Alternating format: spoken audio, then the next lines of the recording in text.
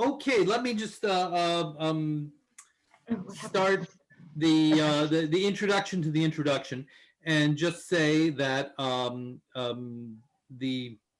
current talk is co-sponsored by the New York Immigration Seminar, which is led by the inimitable Van Tran and Nancy Foner, and the Advanced Research Collaboratives ARC weekly seminar series.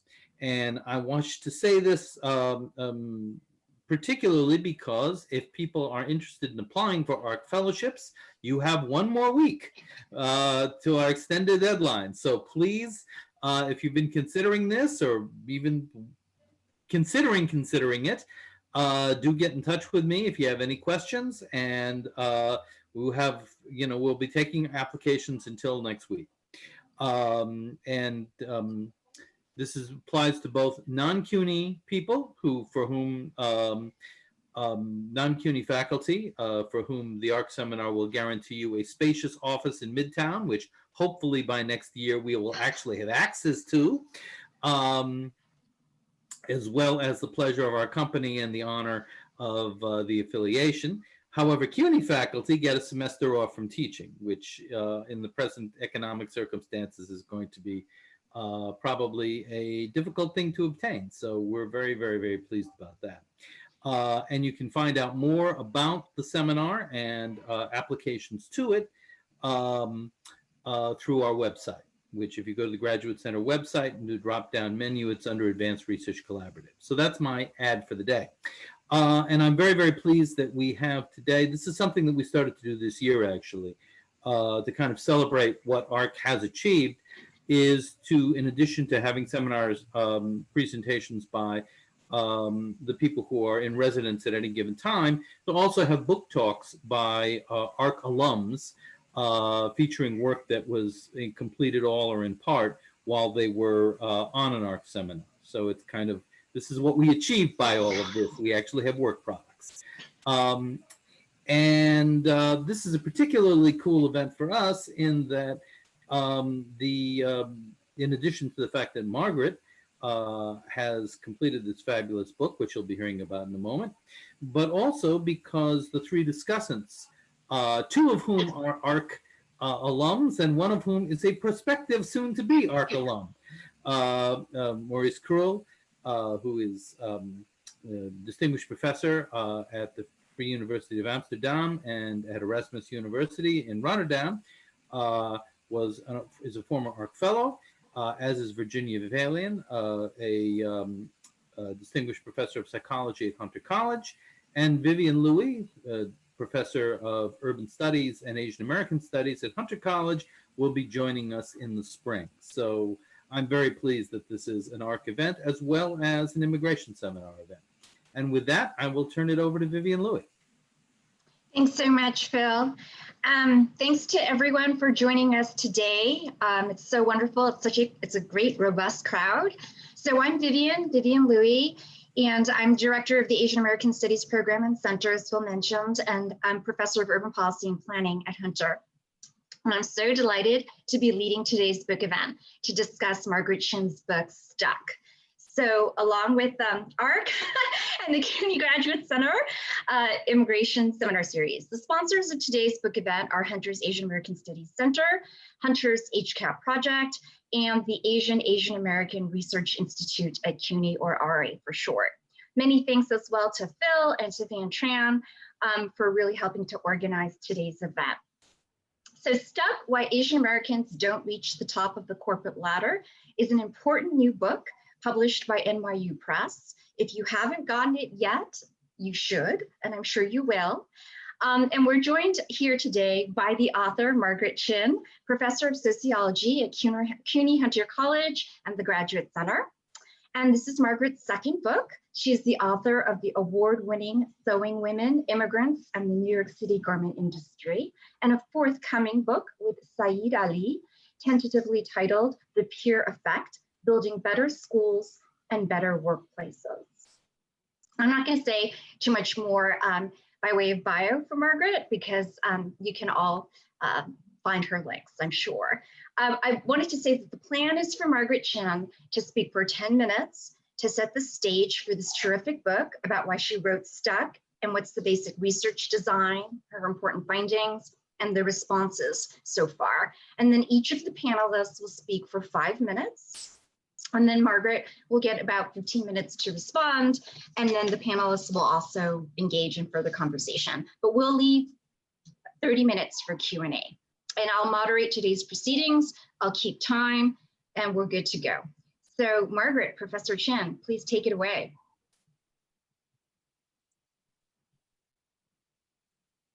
Unmute yourself. Yes, thank you. Thank you so much for introducing me. And let me go ahead and just start sharing a screen because I thought I would just highlight just a few points as I summarize, maybe a little bit easier. Let's see if I got that. Can you see my screen? Are you good? Okay, great.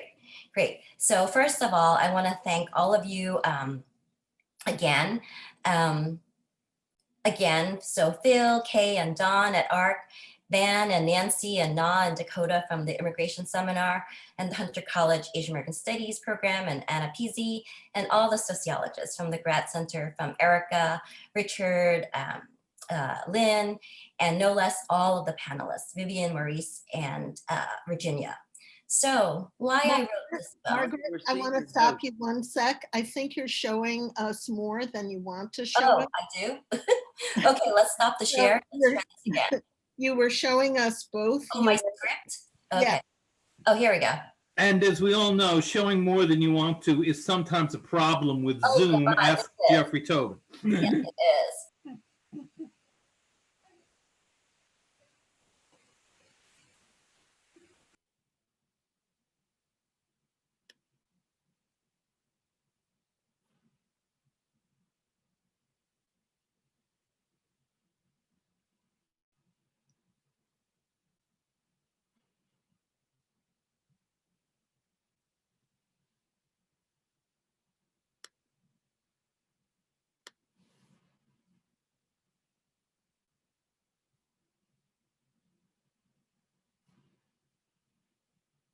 Did we lose Margaret altogether?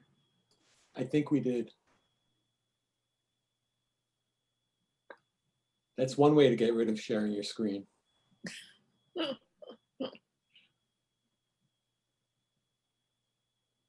I'm sure she'll be back in a few seconds. Thank you for your patience. Neil, why do you have a Hi again. the background? Hi again. Sorry. I don't know what happened there, but let's try it again. All right. One more time. Oh, all right. I can't share the screen right now, so I'll just go ahead and start talking. Okay. That's even easier. You may need permission to share it. Yeah, no, but I'll just go ahead and start talking. And Share now.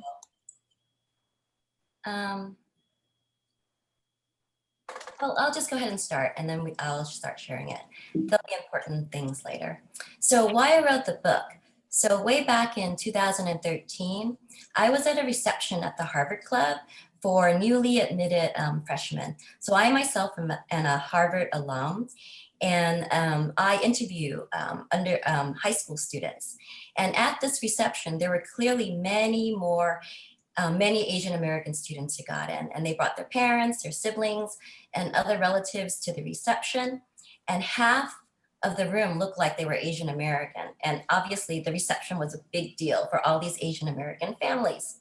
So an admissions officer there just casually asked me, you know, we've asked so many Asian Americans, or we've admitted so many Asian Americans since 1980.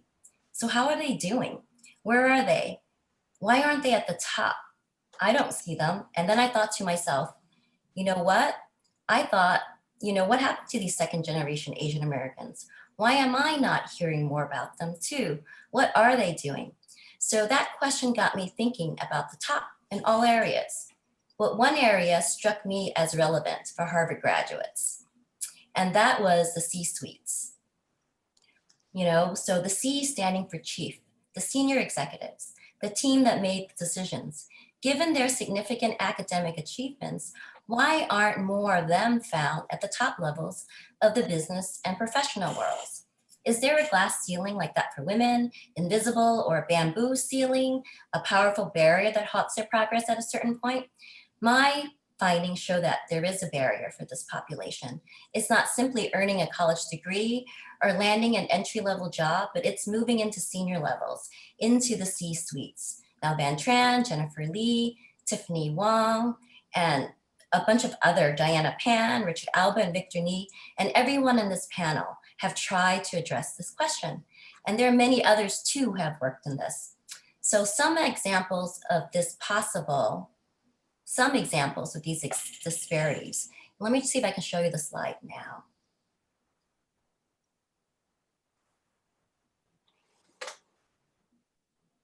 Can you see the slide now?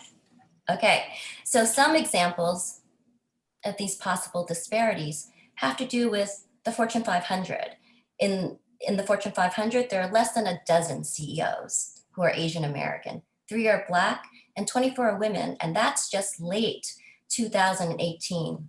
In Silicon Valley, there was a study done by Ascend, published in the Harvard Business Review, and where they found that in tech firms, 27% of them were professional levels of Asian Americans, 19% managers, and only 14% executives. In law firms, the Yale study by Judge Goodwin Liu, he found that Asian Americans had the highest attrition rates and the lowest ratio to partnership.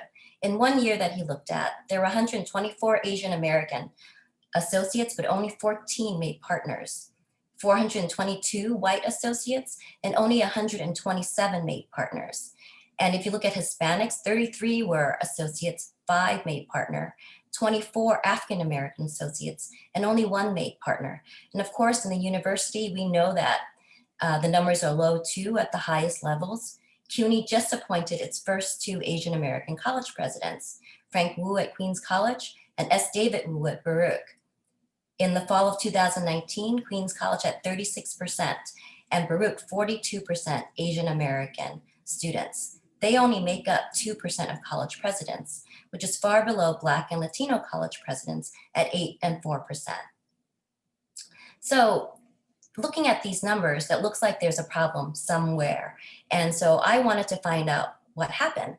So to do this, I basically interviewed 103 people from Goldman Sachs, BlackRock, TIAA, all of these main firms with titles such as Chief Operating Officer, General Manager, Directors, Partners.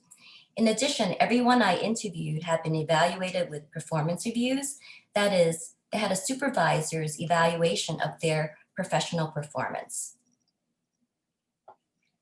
So in here, I talk about the broadly defined second generation. So let me tell you a little bit about that. So out of the 103 that I interviewed, they were all members of the 1.5 and second generation Asian Americans who graduated from college between 1980 and 2008. They're in their late 20s to late 50s. And I call them the broadly defined second generation because the 1.5 generation who arrived before the age of 13 are socially the same as the second generation. These are the people who have grown up in American schools, steeped in American culture, and speak English without an accent, are culturally indistinguishable from other Americans, and it is this group that parents have pinned their hopes upon. And this methodology was used by Phil Kasnitz and John Mollenkoff, Mary Waters, and Jennifer Holloway and their whole team in their research on inheriting the city. So I'm basically looking at that group, moreover, as like adults now.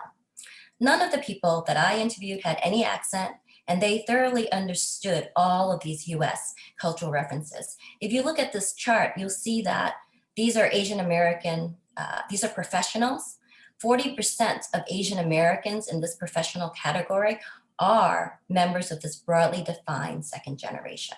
So if you're working in the professions, if you turn around and ask somebody, probably half of the people you talk to is this group. So why aren't they doing any better?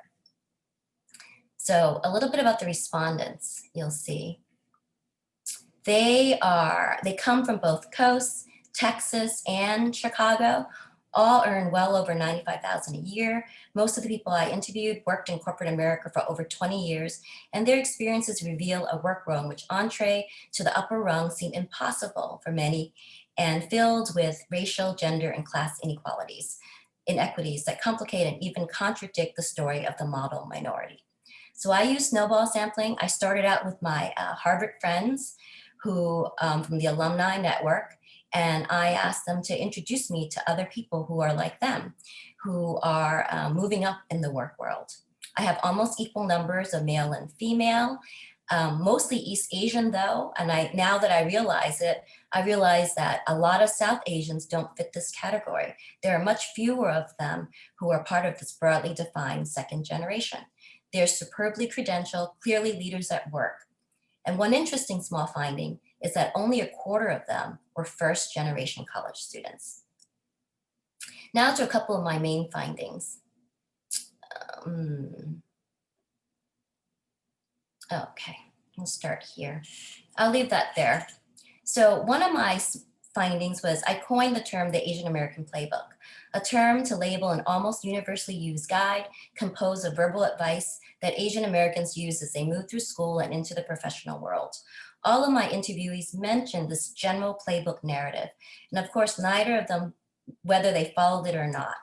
It's verbally transmitted, informal and practical how-to guide for Asian Americans designed to show them how to make it and be successful in both work and school in the United States. So specifically, it works in the United States.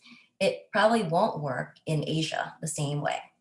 This general playbook says Asian Americans work hard, have access to opportunity, are able to be in control of their situations, choose what they want to do with their lives, and find rewards for themselves and their families. And this dovetails with the achievement-minded Asian American image or frame that the mainstream American public accepts as a generic story of Asian Americans. And of course, it reflects the aspirations that all immigrants have.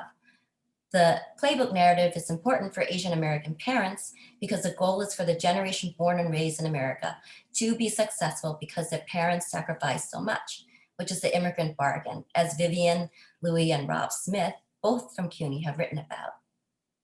So Asian American parents raising children could have language difficulties, no time to parent because they work long hours, or even be engineers, scientists, professionals, but they may lack a network and information for how their kids should proceed.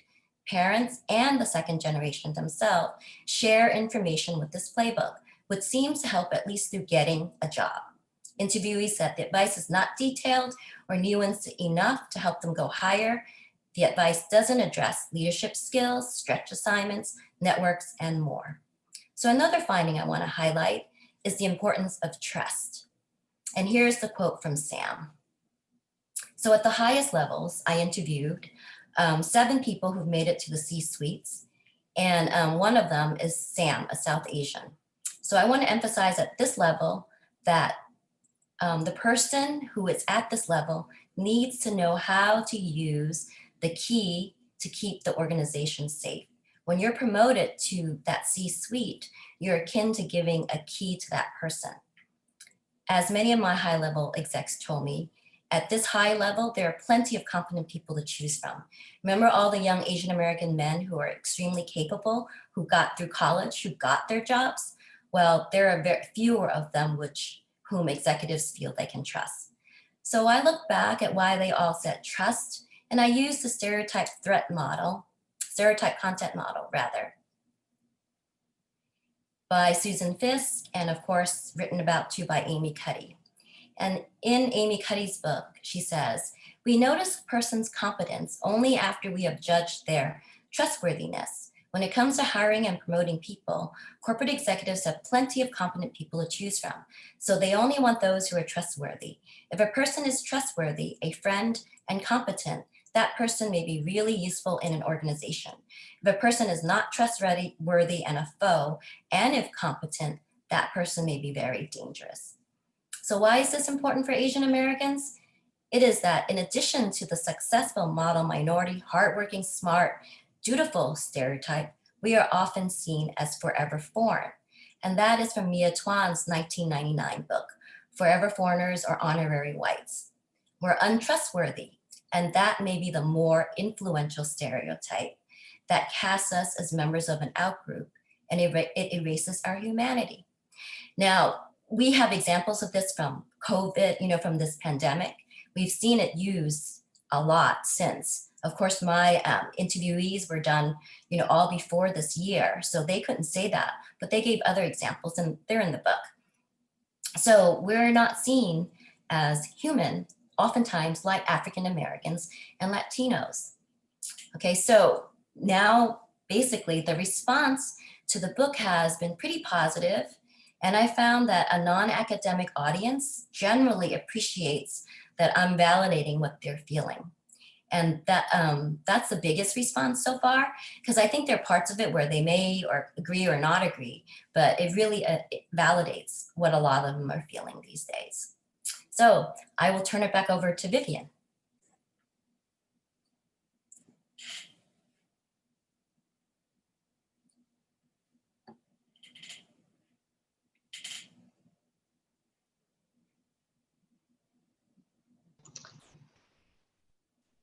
Hey there, can you all hear me? Sorry about that. I was having trouble unmuting myself. So that's fantastic, Margaret. Why don't we go, Maurice can kick us off, and then Virginia can take it, and then I'll close, and then we'll have more discussion with Margaret. Does that sound okay? It's perfect. Thank you, Vivian, and thank you for the invitation to say something about this very, very important book. I've had the privilege to hear Margaret present bits and pieces in lectures before, because we in Europe were doing a similar project on the upcoming elite among the second generation. So I knew what sort of data she was collecting, and also I was already a bit familiar with the arguments she was trying to make for the book. But this, I really have to stress, that has become a really impressive and ambitious book. And even more remarkable, it's still a very accessible book. This is really how a good academic book should look like. So congratulations, Margaret. It's really terrific. I say it's an impressive book, especially because of all the interdisciplinary work that has gone into it. The book, of course, has a strong sociological angle with the emphasis on power relations, but it also gives detailed insights in organizational structures, lending concepts from organizational science. It, of course, uses an anthropological method, and it enters the field of social psychology. Margaret already mentioned the work of Susan Fisker, and this makes the book so incredibly complete. If you read the book, you understand how the bandwidth ceiling works from the individual perspective, at the meso level of the community and the level of the organization where people work in, and on the political level of positive and negative stereotypes that are there in the wider society and on the work floor. We are still working on our own book with a group of European scholars, but I think they should first read your book before we write our theoretical and concluding chapter. So thank you for this book. So the idea of the playbook, and Margaret already mentioned that, forms a central red thread in the book. Margaret discusses how the playbook developed by Asian first-generation parents and their children has been central in becoming successful in school and in college, and how there is need for a new playbook for moving from a junior professional level position to a middle and senior professional level position. That's where the people got stuck. When you read the book, did I already say that everybody should read the book and buy the book, by the way? Phil instructed us to say that. So you will notice that Margaret is actually writing the outlines of such a new playbook. And interestingly, and again, Margaret mentioned it, some of the mechanisms she describes are also very relevant for getting ahead in the academic world. I myself, for instance, finally understood why they never made me the head of the department or the dean, because they really do not trust a person like me to hold the key to the department or the faculty and to do any crazy stuff. I guess they do not fully trust me, and maybe they are right. But on a more serious note, our academic organization is really not that different. In my own organization, the Free University of Amsterdam, 15% of the students come from migrant families who themselves are born in the Netherlands. And I conducted a research into the diversity of our staff. Among the professors, only 1% belongs to this category.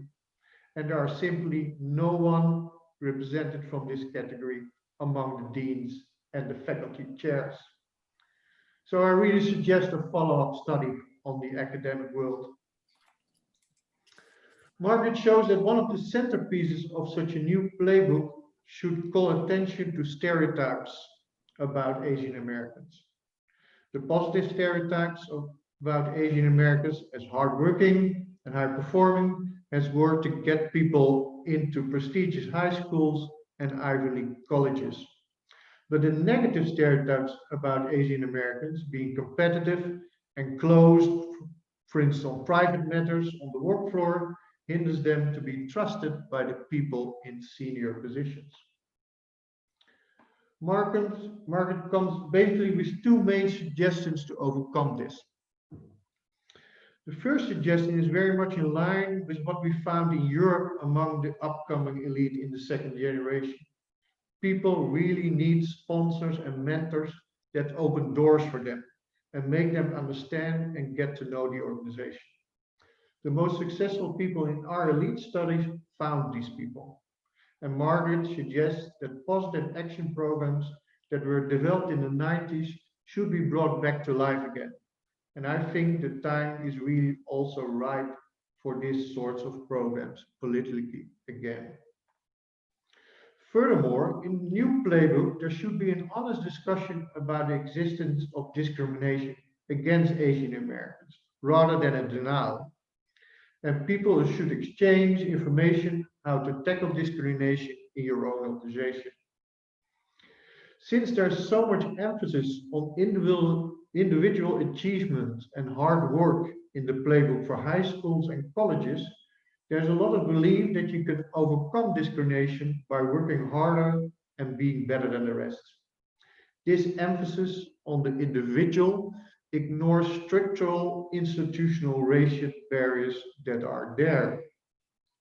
And I think the second generation Muslim upcoming elite in Europe is more realistic about these barriers. Maybe also because it's more in their face and hard to ignore. In the European case, people told us that they strategically chose when to act and respond to institutional racism. And when, because it will hurt, and when you should do that, because it can also hurt your position in the company. And how they're quick to notice when there's a ceiling for them in the company and that it's time to move to another company organization to move ahead. So I have three short questions for Margaret, and you can choose more or less which one you want to answer. My first question is about how you think your respondents should act against racism. What should be written in the new playbook? The book is very complete, but on this question, the book has not given us a lot of clues. So we really like to invite you to say a bit more about it right now. And secondly, in the book, you gradually make a shift from more sociological explanations to more psychological explanations. And I was wondering whether your new book project, I don't know what the topic will be, would be more focusing on these psychological processes.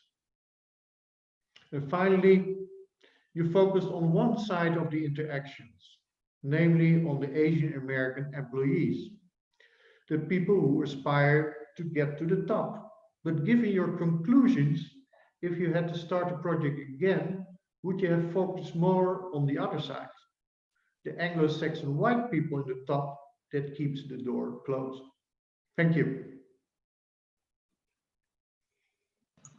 Thank you so much, Maurice. That was really wonderful, so thoughtful. Virginia? Sure, I'm happy to go next. I first heard Margaret present some of her early material when we were both in the ARC program. And it's wonderful to see how it has developed into such an important book. What I want to highlight is the gendered aspect of the intersection between gender and ethnicity. I remember some time ago giving a talk to a company, and one of their more important people was Asian, and not generation 1.5 or 2, but generation 1. And he had read my book, Why So Slow? The Advancement of Women. And he commented that he felt the situation of Asians in the industry workplace was very similar to what I was describing in Why So Slow as typical of women's experiences. Margaret talks about this in her book, and she talks about intersectionality, having more than one identity that complicates where one is with respect to how evaluations get made. So picking up a bit on the previous commentary, I want to focus on the employers and peers who are evaluating Asian Americans. Asian Americans, whether male or female, tend to be seen as technically competent, but feminized and somewhat weak. So that influences how they are perceived in the workplace. And Margaret has commented on this, that Asian Americans tend to be seen as technically competent, but not competent with respect to leadership. I think it is not just a question of warmth and of Asian Americans fitting that quadrant that Jews fit, for example. It is also that there is a perception of weakness about Asian Americans because they are feminized. That is, how they appear to other people is more feminized than is the case, for example, for African American men and women or white men and women. So that has an influence on both how they are perceived with respect to their competence and how they're perceived with respect to their leadership abilities. In the book, Margaret talks about Ellen Pao, and I think she's a very good example of someone who couldn't do it right, not because of any flaw in her, but because of how evaluators were perceiving her. So comments that are made about Asian Americans are things like, you don't talk up on the one hand, and you're too aggressive on the other hand. So setting up a situation in which it's impossible to win. Similar comments are made about women. You should speak up more, but when they do, you're too aggressive. So things that are assertive in a man are seen as aggressive in a woman, or I would add, an Asian American. So I think female Asian Americans are in a particularly difficult spot with respect to getting ahead. They are not seen as people who have the assertiveness and the leadership abilities. So Margaret has focused on trust, and I agree that that's important. I would add to that, there's the notion of who makes a good leader. And what we found in some of our research is that typically masculine traits are seen as what makes for a good leader. Whereas typically feminine traits are seen as pluses, but no substitute for the other traits. When you're hyper feminine, as I think both male and female Asian Americans are perceived to be, it's a weakness. So you are not seen as having enough of the traits that you need to be a leader.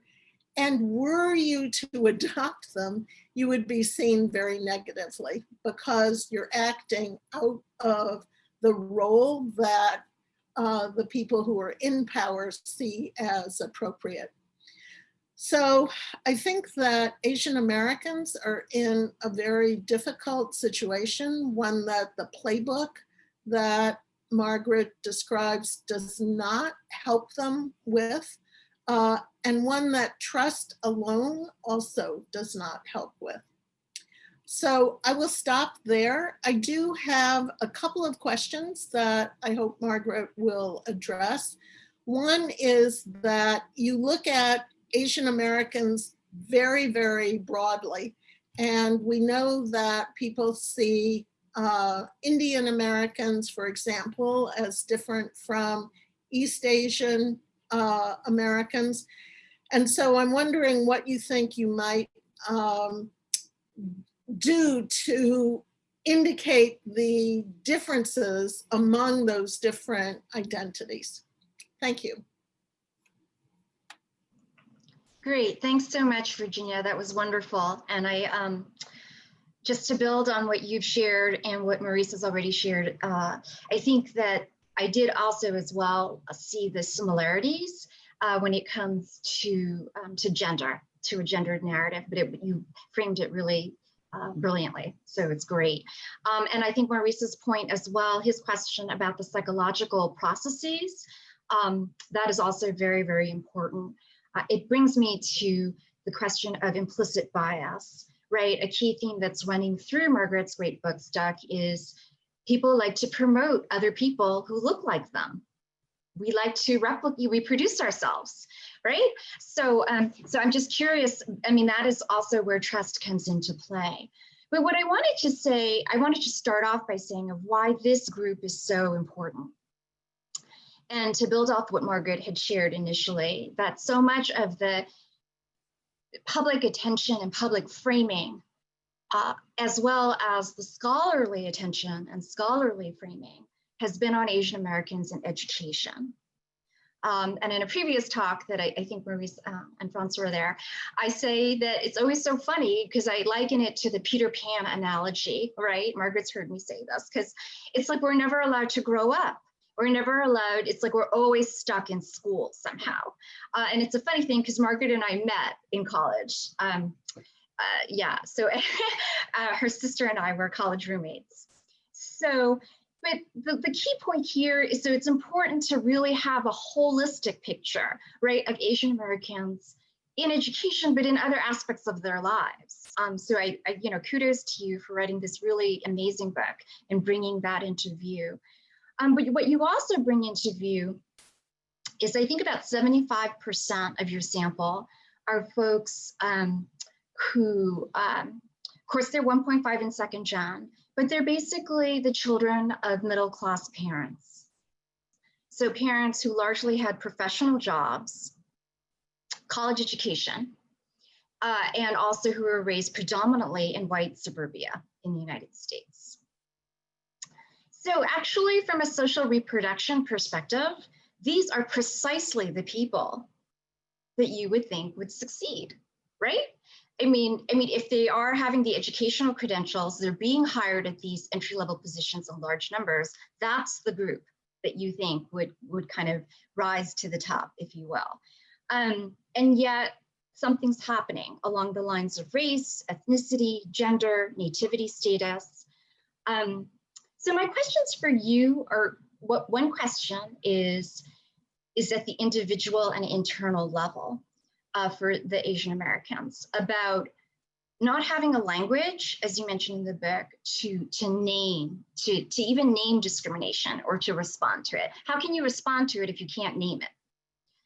And what I was reading there, I was thinking that there's almost like this guilt factor, right? Because they saw their parents, even though their parents have college educations in the main and were middle class and had achieved a middle class status in the US, but they saw their parents struggling with whether it's not getting mortgages, being demeaned because of a language, the accent, all that sort of stuff, right?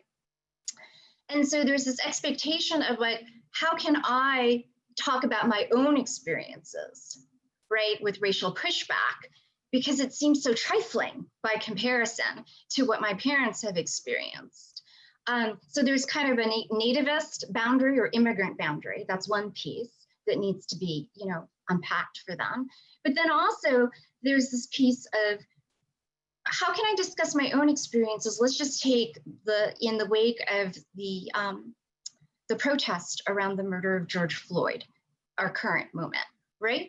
So how can I even talk about what's happening or think about that as discrimination when we live in a world in which there's a very clear black-white boundary and binary? So where do Asian Americans fit in there, right? How can Asian Americans express voice within that framework? And then I also wanted to say, to personalize it as well, you know, a few of you in the audience might know this, I've worked in 3 different industries. I worked in daily newspaper journalism, that's where I started my career.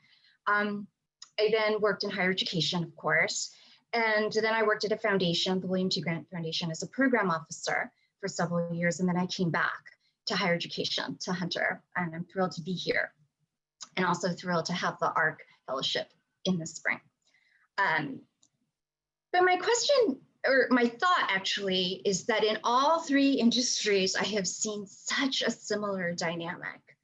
And I'm an old person, I'm in the 3rd chapter of my life, so just saying. So I've had a lot of time in which to see and process these things, right? So I read something recently saying that daily newspaper journalism is now in the United States realizing that it has a problem with systemic racism in its industry. And I remember reading that thinking, now? I was like, what about Rodney King? What about, you know, what okay, if you want to say now. But I also noticed in all 3 industries that there, you know, at least in the early 1990s, there was kind of a first stage of the employers, right? To build, because I really want to take us there, because I think that that is so important, the employer perspective, where it was like, well, we don't hire people of color. That wasn't even a term back then. We don't hire minorities, right? Because we can't find anyone who's qualified. And I remember back then, I didn't have, again, the language, but now I do, of course, which is, well, then you need to do a better job, right? When you go to conferences and you recruit people, don't just see your friends, right? You need to find other people, and they have, and that progress has been made. But then the second stage of what I noticed over time is folks saying, as Virginia was saying, you know, Asian Americans just don't want to be leaders. They self-select out. So they don't want it. They don't want to be promoted. I don't know. So my question to you is, you know, what do institutions need to do to create these opportunities for folks to speak up, to get to be known, right? I think that was an opening quotation in one of your chapters. But also, these are corporations, these are workplaces. I'm not trying to portray my sociological roots here, but they're into the bottom line, right? I mean, at least I think the companies that you've named, they want to make money. So what incentive do they have to promote someone, especially someone whom they don't really trust or know, or, you know, when they're getting so much labor and value out of them in a lower paid position, right? I mean, what's going to incentivize and motivate employers to do that? Particularly if they feel that their bottom line will get negatively impacted, right? Because as you say, they can't promote everyone, right? They have to make hard choices. And just a final point around that about unpacking corporate America is, I remember at one point very early in my career, I had a mentor, and she said to me, this is in journalism, and we were talking about performance evaluations. And she said, but you know how performance evaluations work, don't you? Because she had been a manager and she stepped off for personal reasons. And I was like, what do you mean? And she said, well, let's review your performance evaluation. And she said, you see, management is leaving a space. They're leaving a space. They're leaving a space for them to get at you later on when you're up for a higher promotion. And I remember thinking to myself, wow, you're right. But how would I have known that, right? How would I have known that? And I'd give her my kudos that she actually was so frank with me to say that. So I'll just stop there.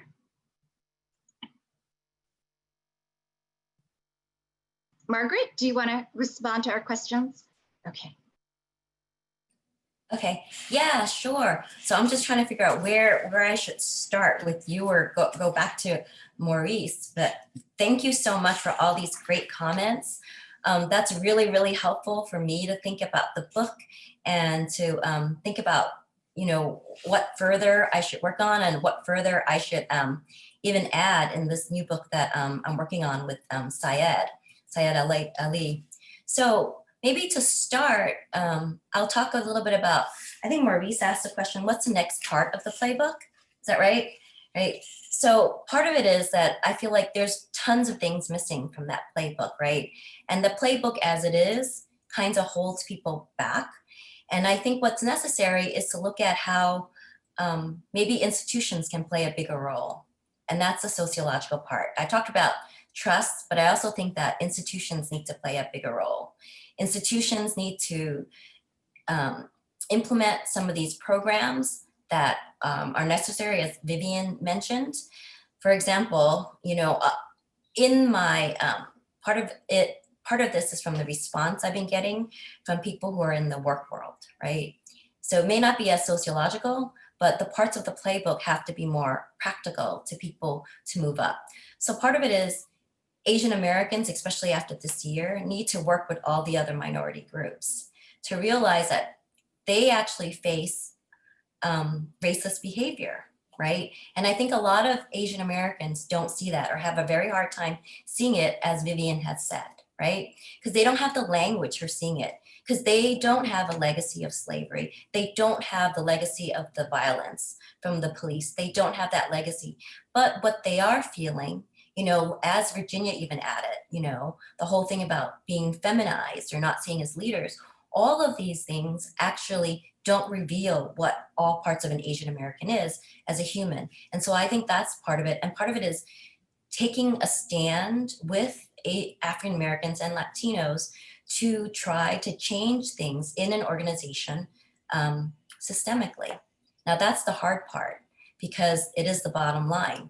But how do you convince people that that's the right thing to do, right? And so we're at a crux maybe that you could convince people that it's the right thing to do. And for Asian Americans, you know, we have seen how affirmative action programs implemented in 1965 for African Americans have actually benefited Asian Americans in college. So, and women too, women as well during the times. In 1965, 50% of college students were not female. So these programs actually help people in the long run. So people have to learn that people have to work together, at least to try to change these types of programs. And moreover, you know, the whole thing about the critical race theory and how we shouldn't be discussing these topics as we're discussing now on this Zoom, that has to change too. Some of these things have to be pushed back. So those are some of the institutional, and the playbook should have this chapter where people should not feel guilty, should not feel demeaned if they use these kinds of institutional programs. In fact, people should be encouraged to look for them and actually advocate with other groups for these kinds of programs. So more structure, more formalized programs would actually help a whole lot. And of course, for individuals, as all of you had said, there are certain things that people may need to learn, and people may have to take the hard road and try to discuss as an individual with others that, hey, that's not a behavior that I actually have, or that may be a stereotype. That's very hard. That's a very hard and difficult discussion to have, right? So that answers Maurice's question. There are others that I know you asked, but let me try to get to Virginia's question, which is, Indian Americans, right? So how do they fit or do they not fit? So that's a question I think lots of Asian Americans have been trying to understand. In the Asian American, I forgot the whole name now, the survey that Karthik does and Janelle does and Van Tran's even on it now and Jennifer Lee. It's the Asian American Pacific Islander National Survey. In that survey, they actually found that Indian Americans actually see themselves as Asian Americans, but East Asian Americans do not identify them as Asian Americans. So how do you bridge that difference? Part of it is also realizing that there may be differences and there may be similarities. Like all of our ethnic groups and racial groups, Asian American, the racial group, we don't even have a common language. For Latinos, at least, most people can at least have a heritage of speaking Spanish, right? But Asian Americans don't have any of that. So part of it is trying to see if there are any similarities and if not. And I actually think Indian Americans have a little bit of a difference. They have a heritage where some things benefit them and some things don't. For example, many of the immigrants that have come here, they have a heritage where they've actually come through, they were a colony of an English-speaking country. So when they come here, they may not have an English language difficulty. Their parents may already have English ability. Moreover, when I talk to some of them and their parents, they would mention their parents, even though their parents may not have attained a higher level job as they might have had in their home country, their accent, having an English accent, made a difference in how they were viewed. They were viewed with much more respect than somebody speaking with a Chinese accent or Korean accent. So those things actually may help. The other thing that may not help is that there's so many Indian Americans or South Asians in general, we're talking about them, they are Muslim. And I think in our country, we are beginning to see, or we have seen, right, that they face specific difficulties and biases. And I might call it even, akin to racist behavior, right? So I think that part of it has to be pulled apart. And I'm not quite sure if there's a sociological or psychological study that has pulled that completely apart yet, but there is some literature that I always share with my students by Mustafa Bayoumi, who is a Brooklyn College professor in English. Why am I the problem?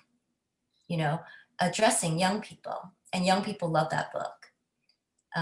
So anyway, so that's one start to that answer. I don't have a full answer, but because I think they are seen as different, many of them support each other a lot more. Their networks are very, very strong. That I know. And then to Vivian's question. Oh no, now I blanked out. Vivian, you want to remind me? Okay, so I think, I'm sorry, I'm monitoring the chat. So I have the questions for you from the audience too. So question from me. So what can corporate America do, right? Obviously corporate America is not, again, I'm portraying my sociological roots, not necessarily there to promote the entire world. So yeah. Right, exactly. So part of what Syeda and I are working on is looking at organizations. What is this peer effect we're looking at? And so we know that corporations know that when they have diverse members, diverse groups of people that get together, they're much more creative, much more sometimes intuitive. Sometimes people come at a problem at different angles and they get great answers. And so I think that's where it can be exploited. It can be exploited to the bottom line. The other thing that corporations need to do is that the the pipeline that you talked about, people aren't moving up in that pipeline has to be exploited. And part of the peer effect is that you work shoulder to shoulder with people who are different than you, but not just in the beginning level, but all throughout the level. So I have to remind you that, you know, when we all went to college, right, some of our college roommates were very, very different from us. They may be red, I may be blue, they may be very pro-life, I am, you know, pro-choice. But these are the things, and these college roommates of mine and maybe yours and other people, we're still friends after 30 years. And this is where we learn about these different issues. So that's part of the peer effect.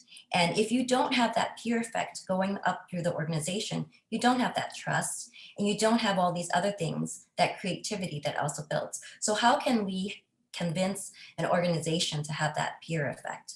Part of it could be, and some organizations actually have this, they have incentives given to people to make sure their pipelines are broad. And that's the corporate boards, that could be the CEOs that are actually given direct responsibility to do this. And I have to mention something, Virginia here was one of my mentors. I was part of this NSF Advanced program. And Nancy Foner was my actual mentor who actually helped me get tenure at Hunter College. So 10 years ago, they deemed that there weren't enough social science and science women professors getting tenure. So what NSF did was they actually paid people to help read over my articles, help think about where I should place my articles, help look for funding. So these are things that actually help me get tenure. So these kinds of things do exist in corporations. Some of them bring people back, some of them are actually promoting, but they're very rare. And the people I talked to who actually moved up, they had access to some of these programs. And those were key because they gave them those things that we all mentioned, the network, the sponsors, the mentors, access to these stretch projects that gave them exposure to people. Those are just a few, you know, but I will stop here. Okay, great. Virginia and Maurice, is it okay if I ask some of the questions that are in the chat, and then maybe you both can kind of close it off, because just to make sure that I get more questions. Okay, so right, so that I can kind of keep it together here in my brain. Okay, so thanks so much again, Margaret. So Ani, the literature question about what do you think might be the gender similarities or differences in hiring and advancement throughout diverse labor sectors?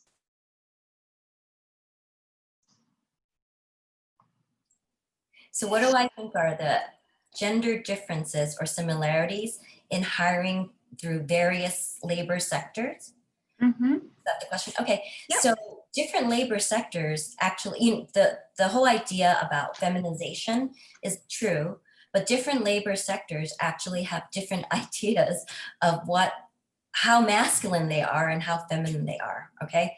So they may have different views of how masculine they want their leaders to be, or they may want less masculinity in their sectors, okay? So, you know, take teaching, you know, where it's more female, or take, you know, these corporations, these law firms especially, are highly, they're dominated by men, you know? And so I think that may also color or shape who they will promote and hire, okay? So that's a quick way of answering that question. Okay, great. And then I just wanted to put out one more question, and then maybe we can go back to Virginia and Maurice, and then I can toggle between. But this is from Sid. What can Asian Americans do when other people of color groups don't agree that Asian Americans share discriminatory experiences alongside them? Yeah, so I think people need to start somewhere in explaining that, yes, there is anti-Black. I mean, this is all new language I learned this year. It's not in the book. There is anti-Black racism, but there's also anti-Asian racism, anti-Latino racism, right? So these are concepts that we've all learned in the United States. We've all grown up with them. So people of any color could have any of these racist behaviors. And so that's where I think you need to start with this idea that we can actually all have these behaviors. And so if they even can accept that, then I think you can convince some people to talk more or having these discussions more. And people will begin to see that, wait, some of these behaviors are actually quite awful, you know, and begin at that particular point. I mean, that's an easy, brief way of starting it, but I think that will be the most helpful part. You know, our books, our media, our newspapers, all of that stuff have examples. You can pull up any newspaper, you know, or any book, and you may be able to find examples of every single group in that article or in that newspaper in any one day, which is a shocker. But, you know, sometimes I feel like when I'm reading the newspaper, I can see this in one newspaper edition. So. Okay, great, Margaret. Maurice, do you want to respond or have an additional question? And then Virginia? Yeah, I want to follow up a bit on the how to react to racism in the organization and make it a bit more complex maybe, because there's racism from colleagues, there's racism from clients, and there's racism from people above you. And this asks you to be very strategically how to react, because I mean, especially racism from people above you can really hurt your position in the company. So I just want to ask, what are the thoughts of Margaret about these different power relationships that are there? Yeah, you're absolutely correct.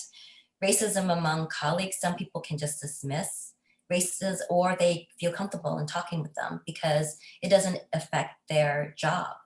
But racism from people above, or even sexism from people above, can clearly affect whether you get promoted or whether you are blackmailed from that industry, right? And it's a real thing in these corporations. So anybody who's willing to sue a company, from what I gathered, they're willing to lose their job. And that is absolutely true from almost everybody I talk to. And I have this example of a woman in my book who was sexually harassed, you know, almost raped. And she complained, and there was nobody to defend her, not even other women, because they saw her, part of the stereotype of an Asian American woman is that she must be, you know, submissive or just wanted to have sex or whatever, right? And so it was completely dismissed. She had nobody who would speak up for her, even though they might have seen the same kind of incidents. But yeah, she clearly got her first promotion as promised. And then after that, when she left to find another job, she couldn't. And she's no longer in the finance industry. This is pretty clear that this still happens in the finance industry. People are unwilling to speak up because, you know, these things do happen. Virginia? I want again to address the issue of evaluations, and when institutions think it's in their interest to diversify and when they don't.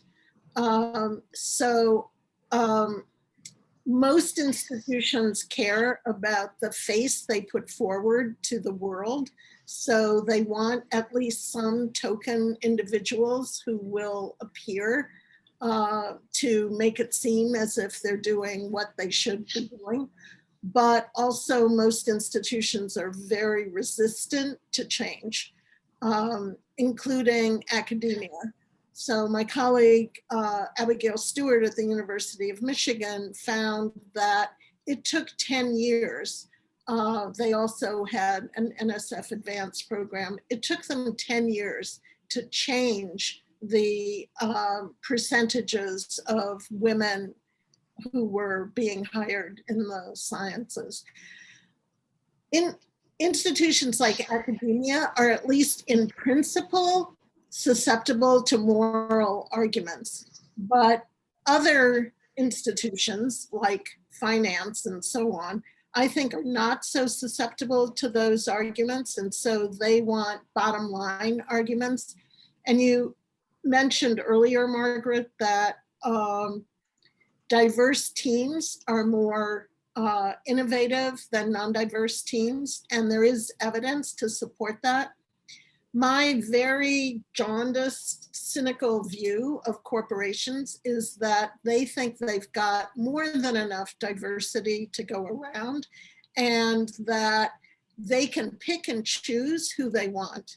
And in a way, it's like the most prestigious colleges and universities in the country. I think they are the least interested in hiring people of color, particularly hiring people of color, because so many people want a job there. They can afford to be discriminatory, as economists like to talk about. So I think it's a really hard road ahead to try to get people to move from talking the talk to walking the walk, especially outside of academia, where people's positions are so fragile, as you mentioned. So within academia, positions are still fragile, but not quite as fragile as they are outside of academia. It's possible to organize together to change things in academia in a way that I think is very, very difficult in the for-profit world.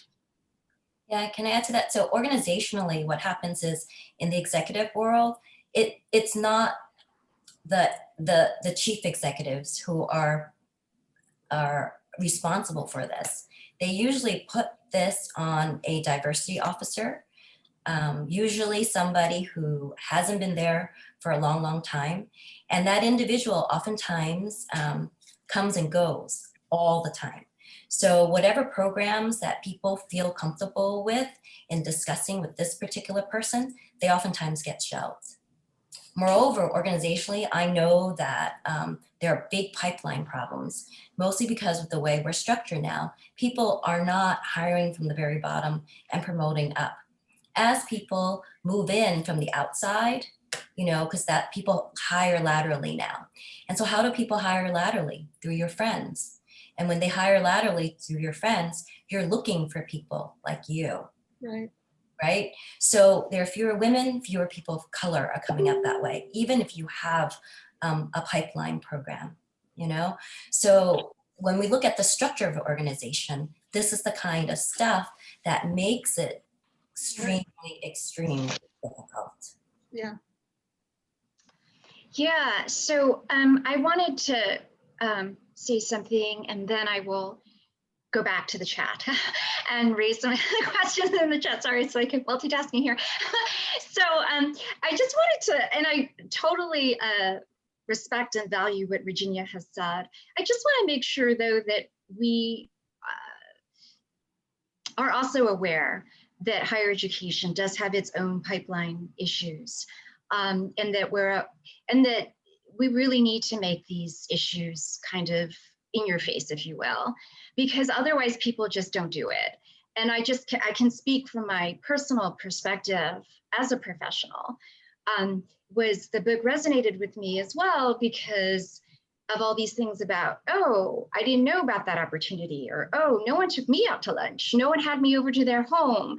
No one took me to the playground, right? Or met in the playground to just hang out with me. I mean, I'm just using real examples here until quite late in the game. And I realized, oh, and it's kind of like, you feel churlish to say, I never said, I mean, it was not quite, even when I discovered all of this, that I was like, you feel kind of like weird, like saying to other people, why haven't I gotten an invitation? to, you know, but you know, as I say, third chapter of my life. So it's a different stage at which I'm at, but I also think that that's something that we need to push. And I don't want to let higher ed institutions off the hook in terms of their undergraduates, and also in terms of the themes that we have in our heads. You know, I never went through I just decided not to do corporate recruiting. You know, so I know Margaret did, and that's great. It's not, I just never, it was never my thing. And so when it was time for me to graduate from college and think about a job, that's when I really realized, wow, what am I going to do?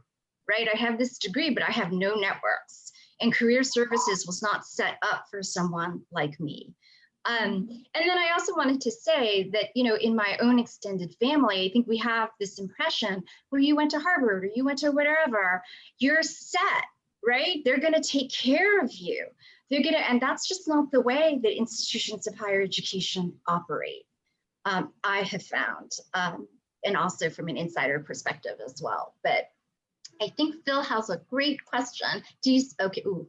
Okay, so Margaret, can you say more about the differences in different sectors? It doesn't surprise me traditional industries with lots of traditional gatekeepers routinely discriminate against people seen as outsiders.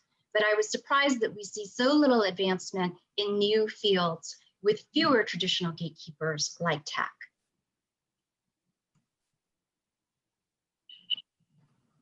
Thanks, Bill. That's a great question. And part of it is to understand how these new fields actually work.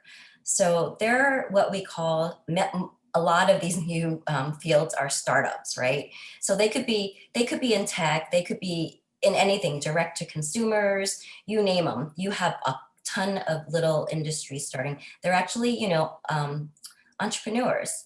They're like, sometimes they're even, you could even say they're young people, but they're actually building a mom and pop store is what they're really doing, right? So how can you maintain that? How can you hire an employee? How can you work all these hours? And we know that for even the new startup field, the reward, or you would get rewarded because you failed, you tried and you failed. So we know failing in these industries, I forgot the exact rate, but it's really high. Most people that do one of these things, have a startup, fail at high rates. So so that's part of the reason why people aren't making it. So if they're Asian American, or they're Black, or they're Latino, or even women, sometimes they don't even make it to the first year to fail. They fail even before that. So part of it has to do with the funding. A lot of the VCs, when they look at funding, they're looking at funding sometimes their friends, sometimes organizations that they believe, that they just think will make it. They're not looking at the idea. They're looking at people who they think will be able to get more funds. And these are people who are usually not people of color and not women. So when you look at these tech companies that have succeeded, they're not by these people. It's not that they haven't tried. There are tons of people out there. And I think Victor Nee was trying to talk about this. I heard the beginning of his talk a couple times. They are actually all out there, because many of them have actually left these traditional firms, or may not even want to try because they know how difficult it is for them to actually move up. They actually want to be their own boss. And being their own boss, they want to build these startups. So trying to get into sometimes these competitions to get money, to even get themselves into the competition, takes a lot of work and takes a lot of money. For some of these young people who may come from parents who may not have a lot of wealth in this country yet, or who may be second generation, it is difficult to have that money to fund their own startup. I myself have 2 kids who, one in particular is in a startup. So I know from his experience, and I know from his experience and his friend's experience, how difficult it is to start up and fail all the time. And the key thing here is getting that startup money to actually help. And that's why you see there are fewer gatekeepers, quote unquote. They're not people promoting them, but they're the people holding the bags of money. Well said. So I'm going to ask a question again from the chat, which is about how stereotypes and also experiences with discrimination can vary by national origins. So someone has written, Elizabeth, I'm a little disturbed by the Southeast comparison to the East Asian. We might have been a British colony, so there might be a leg up in terms of language. I'm just paraphrasing. But we're left with the terrible legacy of colorism, which has been detrimental in this country and the one of our ancestors. So maybe you could say a little bit about that. And I think Virginia raised this earlier, but the broad Asian American category. Yeah, I'm just reading your question. I see it's Elizabeth in the chat, right? And Yeah. then this is the Southeast Asian comparison. And then I think also Ingrid asked a question earlier about stereotypes varying by national origin, but I think you can put them together to make a nice question.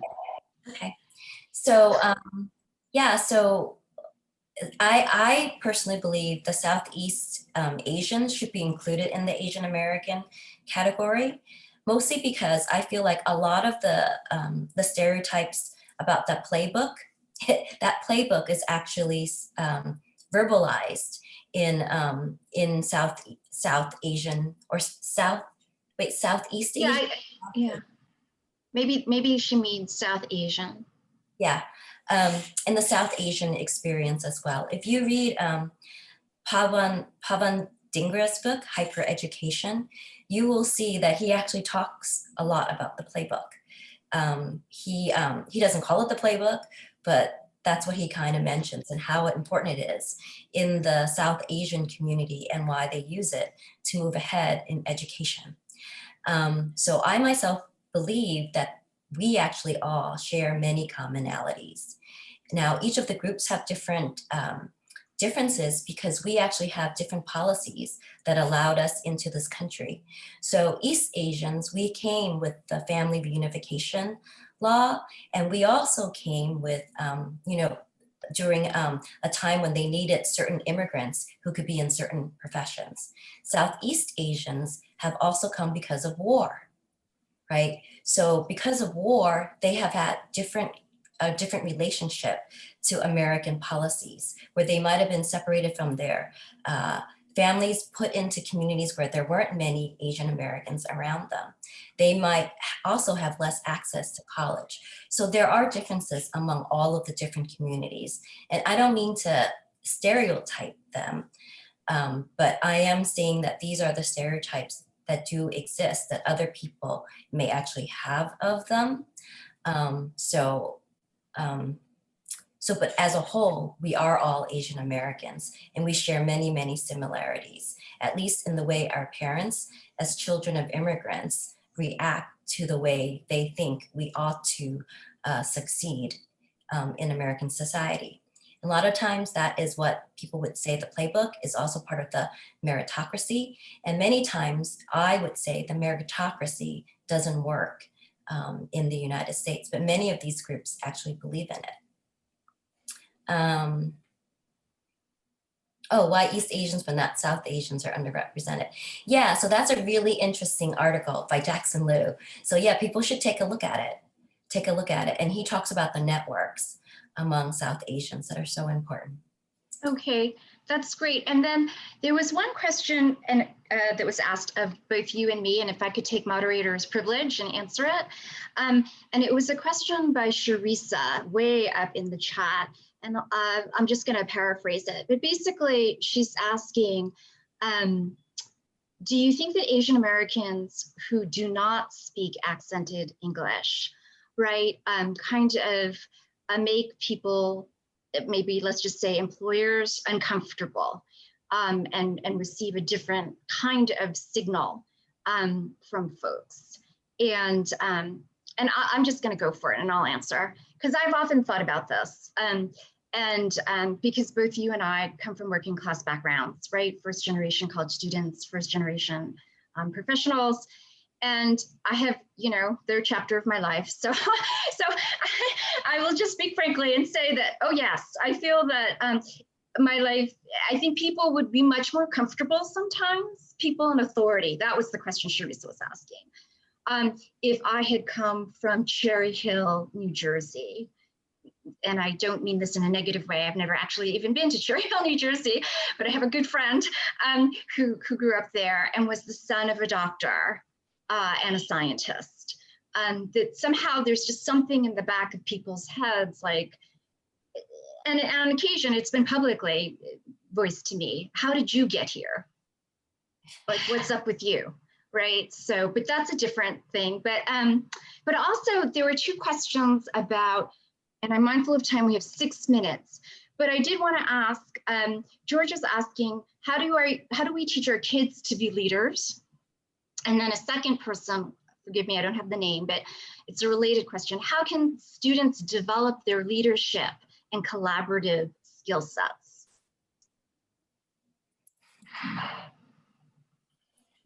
Yeah, so I would try to avoid the playbook a little bit and let your children do what they want to do, and encourage them that part of living in the United States is, you get rewarded for certain things in living in the United States. Teachers love good kids in class, right? And so that's why Asian Americans and Van Tran and Jennifer and all these people have written about how, Asian Americans are seen as the good kid, whether they're not, yes, or whether they are the good kid or not, but they're rewarded for that. But I would say push it a little bit and say that Asian American kids can do anything that they want. They don't have to be in those professions where our parents may have said, you have to be an engineer, a lawyer, a doctor, or forget about it. You're a loser. You don't want to be that. You don't want to be that parent. So you want to actually encourage them to do what they want to do. And I think part of it is teachers, they probably do see teachers rewarding other kids for speaking up, raising their hand. And that is where I think you should start with that. And I think, and part of it is that teachers have these stereotypes and they have to overcome it. Not all teachers do, but teachers may have it and have to understand that Asian American students don't have to fit into that stereotype either. I would also encourage kids to, encourage them to hang out with everybody, if possible, every other group. I mean, I think maybe Vivian, Vivian as an educator, do you want to take a stab at this? With the question about leadership and collaborative skills. And well, I think that, so is this my invitation from you to make a pitch for ethnic studies? Asian American studies, which of course I will fully take up. So, right, I think that we do need a lot more education at all stages of the educational pipeline. PK through 16, if you will, about ethnic studies and about how we're all in it together, but also how our histories do differ and the power dynamics do differ. And also within, just say in the Asian American category, there are different dynamics for sure. But if you look at the history broadly speaking, and I do teach it, you see that it's the sense of otherness, right, is so strong. I mean, it just plays out in different ways by group, but it is definitely there. And if you are interested in this, we have a terrific Asian American Studies Center event next Friday from 3 o'clock to 4:30 that Hunter is sponsoring on Asian American student voices in the wake of COVID-19. But I wanted to, also let Maurice and Virginia have kind of a final reflections to then bring to you, and then you can have the closing word because we have 3 minutes. I'd like to add that although we want to give people the skills and knowledge that they need to maximize their potential, we have to focus on how institutions work and change those institutions. The problem is not the individual Asian or African American or white woman. The problem is how institutions respond to them. And that's where we need to focus.